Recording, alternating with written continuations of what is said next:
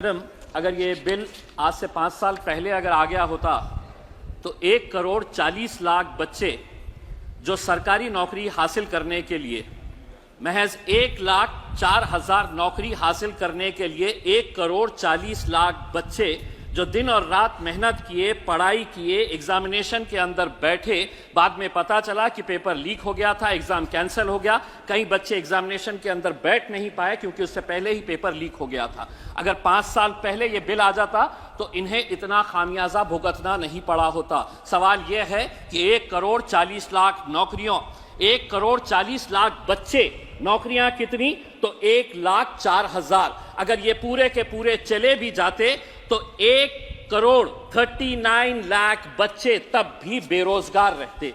आपने इस बिल के जरिए जो सेंट्रल गवर्नमेंट के जो एजेंसीज है, जैसे ऑर्गेनाइजेशंस है, इंस्टीट्यूशंस है, यूपीएससी है, staff selection commission, railway recruitment board, ऐसी जितनी भी सेंट्रल गवर्नमेंट की है, उसको इस बिल के दायरे के अंदर लेकर आए हैं। हमारी ये मांग है कि जो राज्य सरकार के जो प्रमुख एग्जामिनेशंस होते हैं उनको भी इस बिल के दायरे के अंदर इसलिए लाना जरूरी हो गया है कि कई राज्य सरकार के नेताओं और कई राज्य सरकार द्वारा ही पेपर लीक के मामले सामने आए हैं। इसीलिए इसको इस बिल के अंदर उन्हें भी लाना जरूरी है। ये जो बिल लाया गया है इसमें हम मंत्री जी से ये पूछना चाहेंगे कि थेफ्ट, एक्सटॉर्शन, रॉबरी और डिस्ट्रक्शन ऑफ क्वेश्चन पेपर्स, इसके लिए सजा का क्या प्रावधान? तो बताया गया है नो स्पेसिफिक प्रोविजन।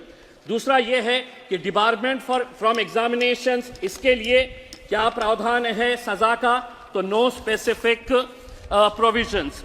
तीसरा यह है कि चीटिंग और use of unfair means by an examinee, कि अगर जो एग्जामिनेशन पेपर सेट चेक कर रहा है उसके खिलाफ अगर वो कुछ बेईमानी करता है तो उसके लिए क्या प्रावधान सजा का? तो नो स्पेसिफिक प्रोविजंस। तो हम मंत्री जी से ये पूछना चाहेंगे कि इसके बारे में क्या क्या स्पेसिफिक प्रोविजंस हैं ये बताए करके।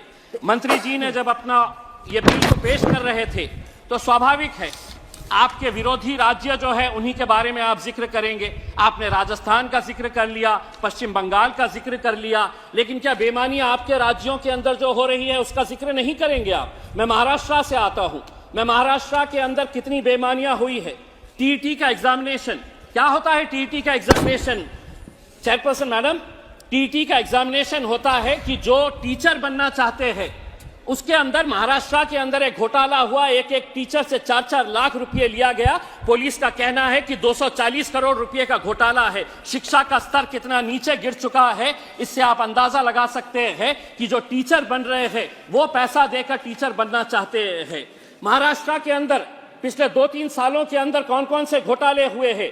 टीईटी एग्जाम घोटाला, म्हाडा एग्जाम घोटाला, महाज्योति एग्जाम पेपर लीक, तलाठी भर्ती घोटाला, मुंबई पुलिस भर्ती घोटाला, हेल्थ डिपार्टमेंट एग्जाम घोटाला, और पढ़ूं तो बहुत सारी लिस्ट है। यह आपको नजर नहीं आ रहा है?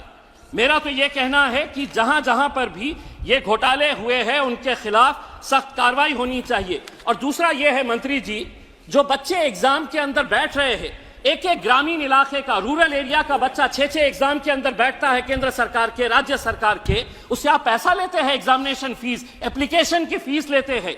क्यों इन्हें माफ नहीं किया जा रहा है? एक तो आप नौकरियां नहीं दे रहे हैं और जो बच्चे 6-6 एग्जाम के अंदर बैठ रहे हैं उनसे है तो पैसा।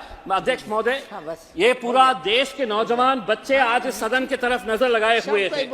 अभी तेलंगाना के अंदर ग्रुप 1 प्रिलिमिनरी एग्जामिनेशन 1 जुलाई के अंदर घोटाला हुआ, कैंसिल कर दिए। 3 महीने के बाद फिर होने वाला था, फिर घोटाला सामने हुआ, कैंसिल कर दिए। फिर बाद में कहा गया कि नहीं आप एग्जामिनेशन ले नहीं सकते क्योंकि इलेक्शन आ गया। मेरा यह कहना है कि बच्चों के ऊपर क्या साइकोलॉजिकल असर पड़ता होगा कि इतनी मेहनत करने के बाद भी आज अगर वो एग्जाम नहीं दे पा रहे हैं।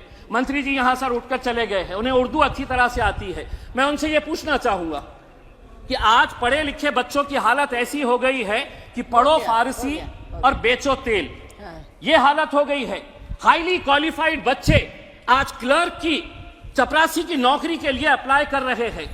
तो आप कहीं ना कहीं महाराष्ट्र सरकार का भी एक डिपार्टमेंट का एग्जामिनेशन हुआ है। हो गया आपका समय। एक मिनट मैडम प्लीज। 64 पोस्ट है, 64 पोस्ट है, उसके लिए 9,000 बच्चों ने एप्लीकेशन दिए। तेलंगाना का जिस एग्जामिनेशन की बात कर रहा हूं 500 पोस्ट है, अप्लाई कितने किए हैं? 3.5 लाख बच्चे। मैं आपसे ये कहना चाहता हूं, मैं मंत्री जी, मैं आपसे एक सवाल करना चाहता हूं, आंकड़े आपके ही है, आपने एग्जामिनेशन सिस्टम को तो क्लियर कर दिया है, नौकरियां कितनी है ये बताइए।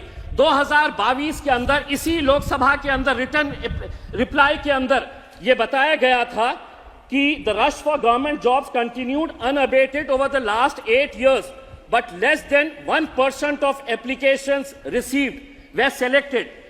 मैडम, स्पीकर मैडम, मैं आपको बताना चाहता हूं, पिछले 8 साल का जो आंकड़ा है, 22 करोड़ नौजवानों ने नौकरियों के लिए अप्लाई किए। 22 करोड़, सिर्फ 1 मिनट दे दीजिएगा।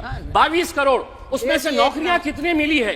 तो महज 7,22,000 बच्चों को सरकारी नौकरियां मिली है। अच्छा बोल रहे हैं। 22 करोड़ कहां पे है और 7 लाख कहां पे है? उसके बावजूद भी आप अपनी पीठ थपथपा रहे हैं।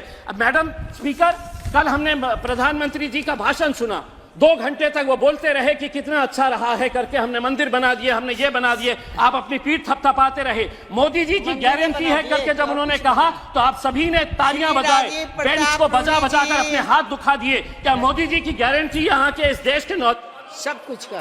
जी जी जी जी, बैठा जा, बैठा, प्लीज बैठा जा, चले।